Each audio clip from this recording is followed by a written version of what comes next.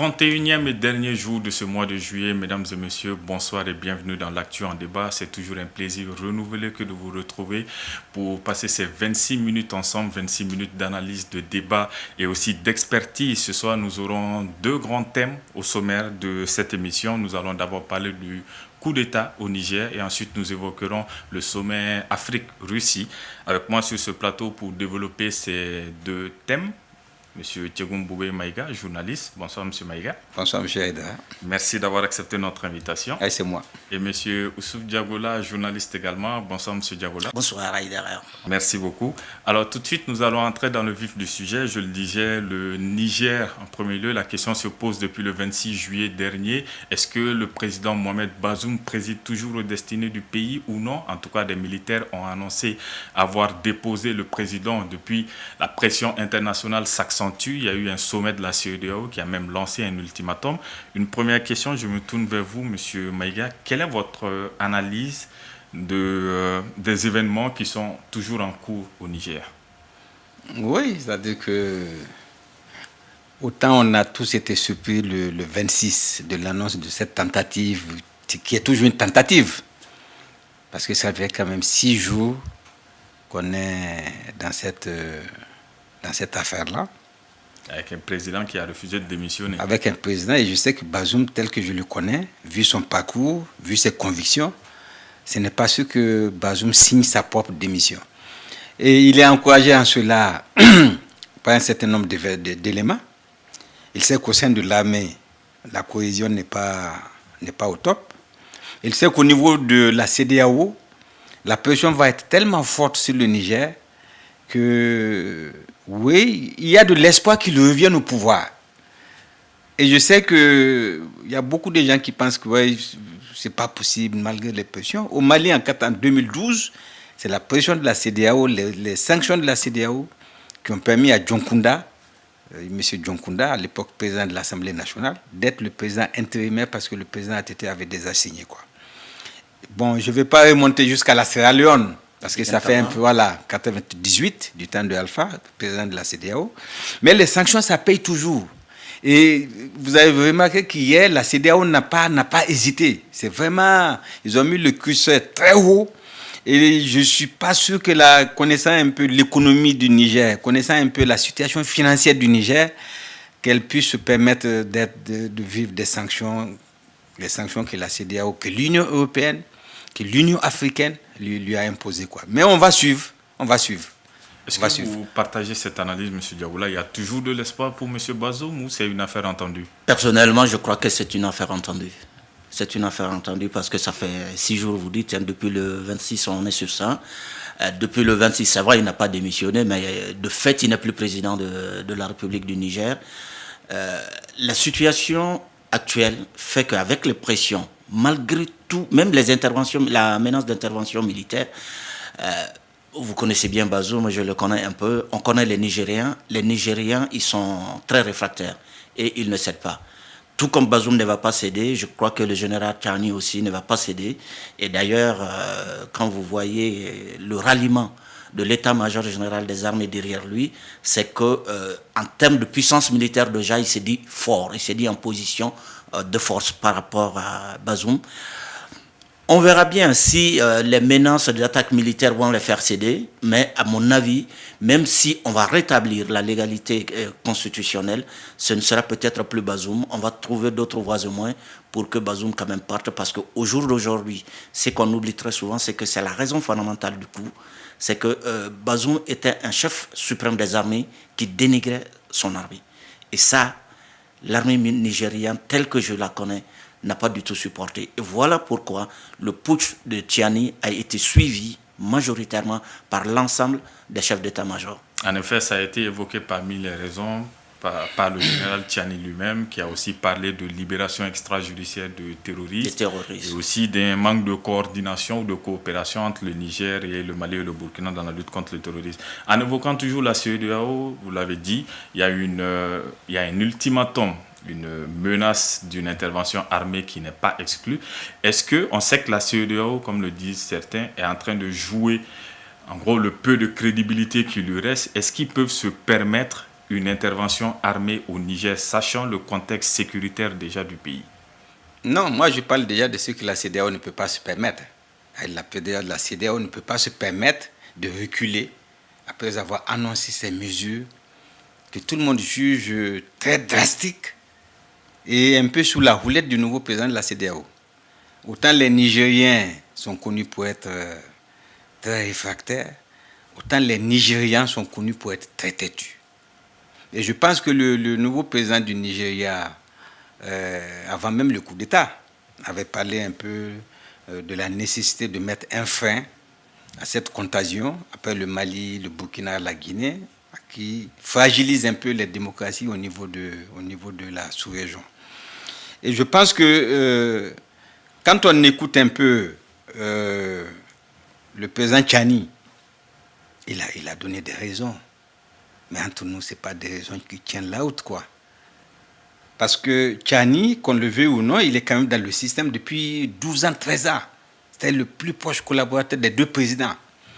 Donc, raconter que l'insécurité est grandissante, moi, personnellement, ça m'a surpris parce que c'est qu'en janvier 2013, l'ensemble de l'armée nigérienne avait reconnu qu'il y avait quand même des améliorations dans la lutte contre le terrorisme, dans l'équipement des militaires.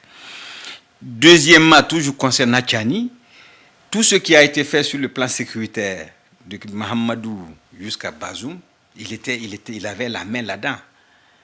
C'est pour cela que les autres militaires, je ne suis pas d'accord avec Youssouf.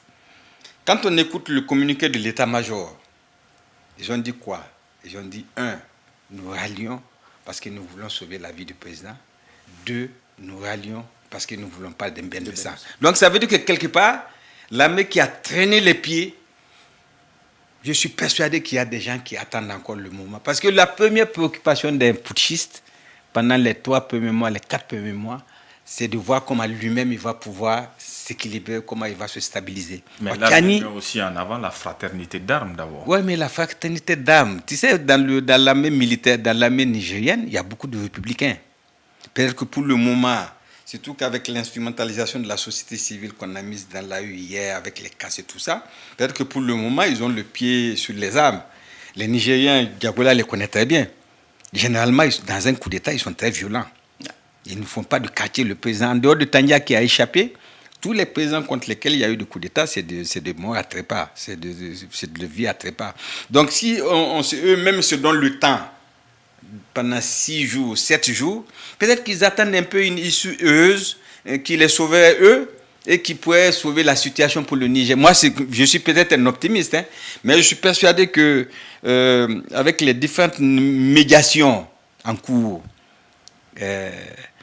Mahamadou Issoufi, l'ancien président qui est sur le coup, le président Déby qui est sur le coup, Talon même s'il n'a pas pu venir, combiné aux pressions, peut-être que la raison va prévaloir et que les gens se disent oui, peut-être qu'on a poussé le bouchon un peu trop loin et que le Niger ne mérite pas. Parce que nous, on est dans un pays du coup d'État.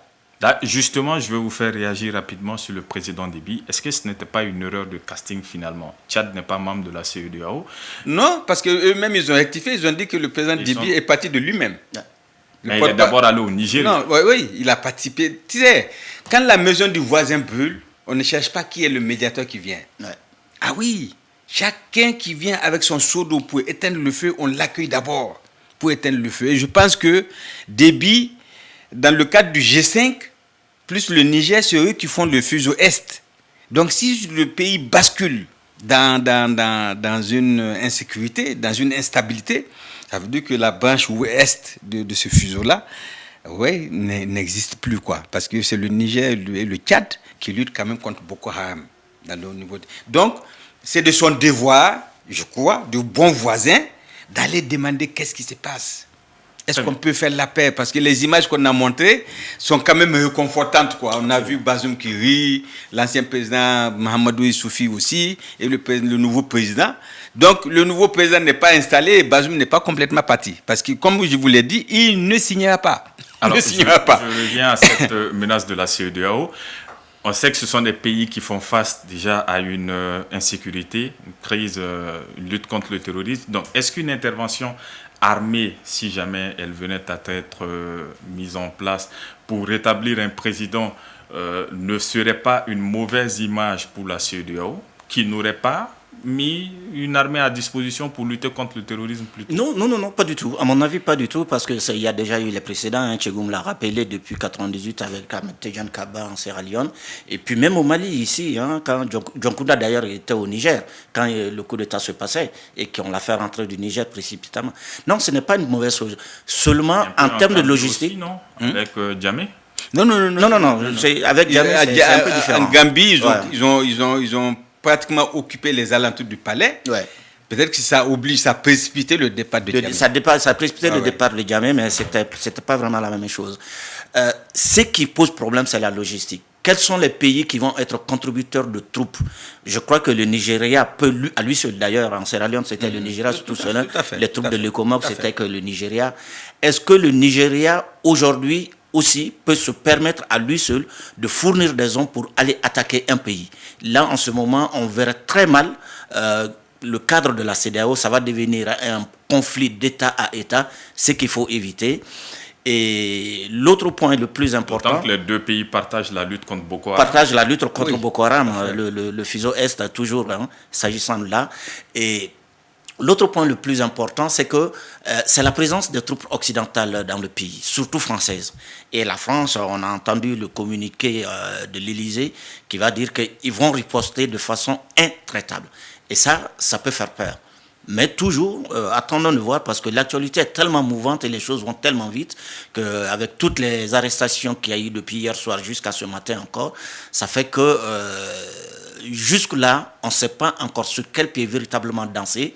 Est-ce que la menace de la CEDEAO va rester comme cela? C'est qu'elle ne peut pas se permettre, comme Tchegoum le disait. Mais est-ce que l'armée nigériane va se laisser aussi envahir? Et dans ce cas-ci, quelle va être la répercussion sur l'opinion publique? Et ça, c'est l'autre enjeu. Parce qu'il y a le coup d'État militaire qu'on dénonce, mais il peut y avoir aussi un coup d'État civil. Alors, voilà. Peut-être une dernière question sur ce thème. Quelles peuvent être les conséquences sur le Mali? Parce qu'on sait que cette contagion de coup d'État, ça a d'abord commencé par le Mali. Et on voit que, selon ce que certains disent, plusieurs pays se calent un peu sur le modèle malien aussi pour mener un peu leur transition. Donc, quelles pourraient être les conséquences pour le Mali? Est-ce que la CEDEAO pourrait tendre sa position vis-à-vis du Mali? Non, c'est-à-dire que pour moi, la première conséquence pour le Mali, c'est d'abord sur le plan sécuritaire. C'est vrai qu'on avait plus ou moins abandonné la zone des 3 frontières parce que le général Modi était venu pour le droit de poursuite, pour permettre aux Nigériens, aux troupes nigériennes de poursuivre les terroristes sur le territoire malien. Donc, si nous on abandonne, c'est parce que de l'autre côté, il y a une armée structurée qui est prête au combat. Or, dans cette situation... Le général qui a été relevé. Exact, qui a été relevé, exactement. On ne connaît pas encore les raisons, mais Bazoum a décidé de le relever. Et de le nommer ambassadeur. Exactement. Donc, je pense que c'est un terrain qui va être du côté du Niger et du côté du Mali. La zone des 3 frontières va être un peu laissée à la merci des djihadistes en attendant que du côté du Niger, qu'il y ait un peu de stabilité. Maintenant, la CEDEAO nous surveille, nous, par rapport à notre agenda, parce qu'on a pris des engagements, il y a beaucoup qu'on n'a pas respecté, mais cette fois-ci, tout semble croire qu'on va dans la bonne direction, en tout cas l'agenda politique et l'agenda des élections. Après le référendum, je pense que le ministre va rencontrer le ministre de l'administration, les partis politiques, pour voir quel est le réaménagement du calendrier. Je pense qu'il a déjà écrit aux partis politiques pour savoir, concernant la tenue des législatives et des municipales, qu'est-ce qu'eux, ils en pensent. Ça veut dire que quelque part, ils sont prêts à fermer les yeux sur ces élections-là pour aller directement à la présidentielle. Donc la CEDEAO nous surveille comme du lait sur le feu, en se disant, oui, on va les observer, on ne fait rien tant que le calendrier est bon. Ce que j'ajoute par rapport à la CEDEAO au Mali avant de sortir de ce débat-là, c'est que la manière dont le Mali a été sanctionné, c'était une manière graduelle. Or, le Niger, c'est taxe, c'est vraiment à la hache. Hein. Le Niger dépend, on l'a dit, le Niger dépend du Nigeria, de l'électricité du Nigeria pour 50%. Donc, si dès aujourd'hui, on commence à couper le courant, ce n'est pas évident. On a fermé les banques, toutes les opérateurs financiers. Et pas d'hydrocarbures, rien. Je pense que pour le moment, c'est un peu comme les nouveaux convertis. Hein? Ils sont un peu enthousiastes, mais la réalité va les rattraper. Nous, on est dans ça. La réalité va les rattraper quand ils n'auront plus de carburant, quand ils n'auront plus de médicaments, quand ils n'auront plus à manger. Je ne le souhaite pas. Oui, je pense que Tchani, malgré les raisons qu'il a avancées pour renverser le président, je pense qu'il va réfléchir pour savoir est-ce que ça vaut vraiment la peine de basculer le pays dans... C'est une aventure. C'est une aventure. Selon vous, quelles peuvent être les conséquences sur le Mali? Les conséquences sur le Mali, moi, je ne le vois pas tellement clairement. Parce que ce qui se passe, c'est que, surtout concernant la zone de Liptako-Gourma, on appelle la zone des 3 frontières, une appellation que je n'aime pas du tout. Concernant le Liptako-Gourma, il y avait un déficit de coordination des actions militaires. Tant que le Mali et le Burkina sont dans cette situation de transition militaire et que le Niger est toujours là à accueillir les troupes étrangères qui ne veulent pas collaborer ni avec Wagner, ni avec les armées qui travaillent avec Wagner, donc il y avait toujours ce déséquilibre qui existait. C'est vrai que ça va prendre du temps avant que le Niger retrouve la voie pour qu'on coordonne la lutte dans la zone. Mais jusqu'au jour d'aujourd'hui, cette lutte ne sera pas coordonnée et le droit de poursuite dont parlait Tchegoum, que le général Modi était venu négocier au Mali, ne sera toujours pas de mise. Donc ça veut dire que l'IGS a un champ devant lui dans lequel il peut prospérer et où il peut aller sur tous les 3 fronts. Tant qu'au Mali, aujourd'hui le Mali et le Burkina arrivent à travailler ensemble, mais avec le Niger, ce n'est pas le cas. Mais si les militaires s'installent dans la durée au Niger, est-ce que ça ne pourrait pas être... Ce pourrait être une bonne chose. Ce pourrait être une bonne chose parce qu'il y aura une longueur de vue sur le même diapason. Et en ce moment, on peut dire effectivement que la poursuite, le droit de poursuite d'un côté comme de l'autre de la frontière peut être appliqué. Et là, en ce moment, l'IGS sera pris entre 3 tenailles et ce qui pourra vraiment, vraiment aider dans la lutte contre le djihadisme. Très bien, nous allons passer au deuxième thème de la soirée rapidement, le sommet Russie-Afrique. Le président Vladimir Poutine a accueilli ses homologues africains les 27 et 28 juillet dernier à Saint-Pétersbourg. Tout d'abord, une première question pour vous, M. Maïga. Quelles sont vos impressions globales sur ce sommet? Il y a eu 17 chefs d'État contre 45, je pense, en 2019. 43 en 2019. Quelles sont vos impressions globales? C'est-à-dire que j'ai l'impression que l'Afrique n'a pas de stratégie, quoi. C'est-à-dire que les Indiens invitent l'Afrique, sommet Inde-Afrique, après les Turcs, après les Chinois, après les Américains. Donc nous-mêmes, vous m'excusez du terme, on est comme un bélier avec une corde qu'on trimballe de pays en pays. J'imagine que vous partagez donc ce que le capitaine Ibrahim Traoré a dit. Non, parce que je partage plutôt parce que pour moi, Ibrahim n'a pas eu c'est pas l'endroit pour soulever ce genre de problème. Bon, mais le contenu, on peut toujours... Donc, je pense que par rapport à la Russie, on aurait d'abord dû faire l'évaluation des engagements du premier sommet. D'engagements concernant la paix. Aujourd'hui, la paix mondiale est menacée par la Russie, qui se bat plutôt pour que les pays africains approuvent son occupation ou sa guerre contre l'Ukraine. Ils avaient pris des engagements pour l'économie. Pour le moment, on n'a pas vu grand-chose. Hein. La sécurité, on a plutôt vu Wagner qu'autre chose. Hein. Donc, je pense qu'on aurait dû faire l'évaluation des engagements.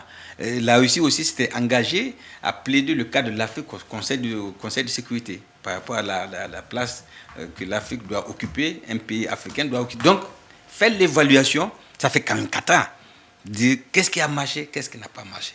Deuxièmement, sur la base de nos préoccupations, aller tester avec la Russie des préoccupations qui engagent l'ensemble des pays africains. Aujourd'hui, l'un des gros problèmes de l'Afrique, c'est le problème de l'électricité.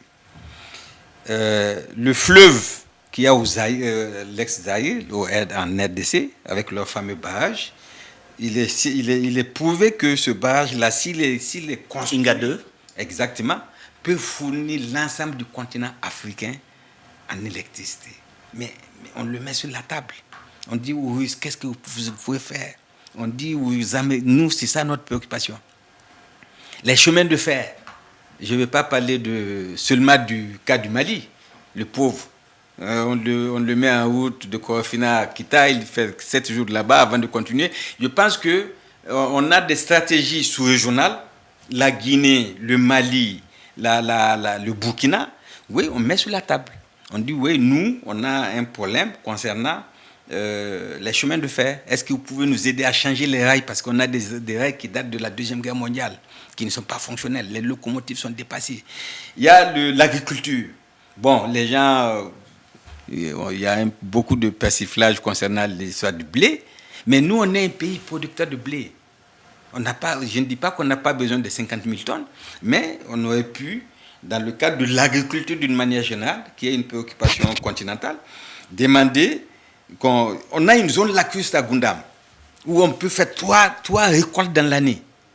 3 récoltes dans l'année. Et à Diré, on peut produire du riz. Demander aux Russes de voir comment, dans cette partie, appuyer le Mali dans son développement de la zone lacustre et dans son développement du blé. Donc, je pense que là, c'est parti, mais il faut que l'Afrique se mette ensemble vraiment pour poser des projets structurels, structurants, et qu'on discute d'égal à égal. Parce que nous, on a la matière première, qu'on le veut ou non, quoi. Alors, vous venez de le rappeler, il y a de nouvelles promesses qui ont été faites, notamment pour le céréal. Spécifiquement par rapport au Mali, il y a des mémorandums qui ont été signés, notamment dans le secteur du commerce, de la justice et de l'enseignement supérieur également. Est-ce que vous pensez que ce sommet a été bénéfique pour le Mali finalement? Bénéfique en quoi? Moi, j'attends de voir les résultats concrets parce que je pense que jusque-là, signer les mémorandums ne veut pas dire grand-chose. Si on prend l'API, qui est la cheville ouvrière de la participation du Mali au forum, l'API est parti avec des contrats sous le bras. Mais jusque-là, jusqu'au jour d'aujourd'hui, moi j'ai des contacts au sein de l'API, personne ne me parle de contrats concrètement signés. Pourtant, ils sont partis, c'était dans cet objectif-là. Pratiquement, tout le staff de l'API était là-bas. L'APECAM était là-bas pour parler des terres arables que le Mali veut mettre à la disposition. La Chambre de commerce était là-bas. La Chambre de commerce était là-bas. Mais personne, moi j'ai appelé pratiquement tous les responsables de délégation, personne ne m'a parlé de contrat concret signé. Même la journée du Mali, qui s'est déroulée le lendemain du sommet, le samedi, il y a eu une petite affluence. Mais bon, les hommes d'affaires qui étaient là, personne ne nous en parle. On est loin de là. Et l'ORTM qui était là-bas, qui était pratiquement le seul média, ne parle même pas de ça. Donc, au jour d'aujourd'hui, on ne peut rien dire que ça a été bénéfique ou pas. Pour reprendre le titre, la une d'un journal de ce matin, La moisson de Moscou, je ne sais pas ce qu'on a rapporté. On attend de voir. En termes de promesses, le président de la transition l'a évoqué lui-même. Ils ont évoqué une compagnie russo-malienne, ce qui pourrait avoir un impact. C'est évoqué. C'est évoqué. Jusque-là, c'est évoqué. C'est-à-dire, moi, les promesses, là, c'est pas ça, quoi. On veut des solutions, des résultats concrets. Il a parlé même, d'ailleurs, ce qui était une des déclarations les plus... qui a fait beaucoup plus de buzz, c'est la souveraineté monétaire. Qu'est-ce qu'il voulait dire par là? Est-ce qu'il veut se retirer de l'UEMOA? Est-ce qu'il veut créer une nouvelle monnaie? Comment ça va se faire? Et même quand on prend tout cela, ça va prendre du temps. Et les Maliens, au jour d'aujourd'hui, dans la relation avec la Russie, ont besoin de résultats concrets. Et ce qui est dommage, c'est que l'Afrique, toujours, est l'enjeu de la géopolitique mondiale, mais l'Afrique est devenue un jeu, sinon même le jouet des puissances occidentales. Tout le monde se dit, je fais un sommet avec l'Afrique, ok, très bien, les bonnes intentions, mais derrière, il n'y a pas grand-chose. Moi, j'aimerais bien voir aujourd'hui quel est l'inventaire qu'on a fait de l'ensemble des sommets, Chine-Afrique, États-Unis-Afrique, France-Afrique, Turquie-Afrique, Inde-Afrique, France-Afrique, rien, on ne sait pas. Mais on vient, on fait le forum, et puis voilà... C'est juste un petit... c'est de la communication. Voilà, c'est de la communication. Alors, voilà, c'est un défilé. Oui, mais plus concrètement, ce sommet a été l'occasion, en tout cas pour les autorités de la transition, de montrer un peu plus clairement leur virage entrepris depuis ces dernières années vers la Russie, encore plus en tout cas. On a même entendu le président de la transition qui a déclaré qu'il faut faire des choix de partenaires. Est-ce qu'aujourd'hui, dans le contexte actuel de la guerre Russie-Ukraine et des sanctions économiques qui pèsent sur la Russie, notamment de la part de plusieurs pays occidentaux, la Russie était un bon choix pour le Mali? Bon, pour être gentil, je veux dire que c'est bien qu'on multiplie les partenaires. Parce que souvent, quand on écoute les supporters, les fiers supporters de la transition, on a l'impression que les contacts là, avec la Russie ont commencé l'année dernière. Pour ne pas aller loin, déjà au premier sommet de la Russie en 2019, quand il y a eu le tête-à-tête entre les deux présidents, parce que les gens pensent que les tête-à-tête ont commencé avec Assimi. Donc Ibeka a posé des problèmes très concrets. Partout où il est passé, il dit problème de la sécurité. Je suis un pays en guerre, il y a les terroristes, il y a les rebelles. Aidez-nous à former nos militaires, aidez-nous à équiper notre armée. Et je sais que des choses très précises avaient été signées à l'époque et je pense que malgré le coup d'État contre lui, bon, ça a continué. Et je pense que le sillon qui a été creusé en son temps a été bien exploité par les autorités actuelles. Deuxièmement, il a dit, faites en sorte d'aider le Mali à relancer son secteur industriel. Parce que l'élan industriel qui avait été du temps de Modibo a été cassé avec le coup d'État de 68. Donc il dit, aidez-nous à reprendre cet élan industriel pour doter le Mali de toutes sortes d'usines pour transformer nos produits sur place. Et je pense que la transition aurait pu... On va conclure. Oui, la transition aurait pu, à mon avis, c'est pas parce que Ibeka l'a fait que c'est mauvais. Oui, on a besoin de nouvelles industries. Et je pense que le Mali aurait pu, comme je l'ai dit, je ne reviens pas sur l'histoire du terrain, aurait pu, sur la base des préoccupations actuelles, poser sur la table. Maintenant, est-ce que ce revirement... Moi, je ne suis pas pour l'exclusivité des relations. Oui, je pense qu'il faut multiplier le maximum de partenaires possibles. Très bien, Monsieur Maïga, merci. C'est sur ce que nous allons refermer cette émission. Merci à vous, Monsieur Tchegoumboubé Maïga. Merci beaucoup. Journaliste, d'avoir répondu à notre invitation. Merci à vous également, Monsieur Youssouf Diagoula, d'avoir répondu également à notre invitation. Merci à vous, très chers téléspectateurs, de nous avoir suivis. Ce fut un plaisir. Bonne soirée. À lundi prochain, Inch'Allah.